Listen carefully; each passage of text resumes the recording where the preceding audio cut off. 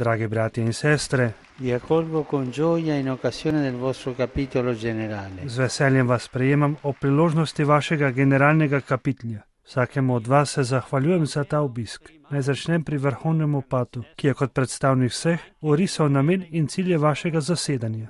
S temi besedami je papež Frančišek nagovoril okoli 230 menihov in menihinj reda trapistov, ki so se zbrali na njihovem generalnem kapitlju. Attraverso di voi desidero inviare un cordiale saluto ai confratelli e alle consorelle dei vostri monasteri. Po vas pošiljam prisrčen pozdrav vašim sobratom in sosestram, po vaših samostanih, razširjenih v različnih deželah. Srcem in razumom vstopam v vaše tihe križne hodnike, iz katerih se dviga nenehna molitev za cerkev in za svet.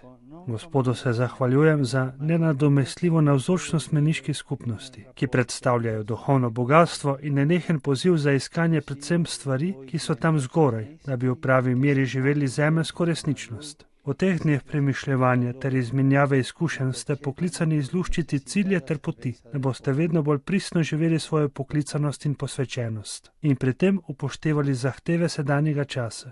Così da essere testimoni di preghiera assidua, di sobrietà, di unità nella carità. Saj ste s tem priča vztrajne molitve, umirenega življenja in enosti v dejavni ljubezni.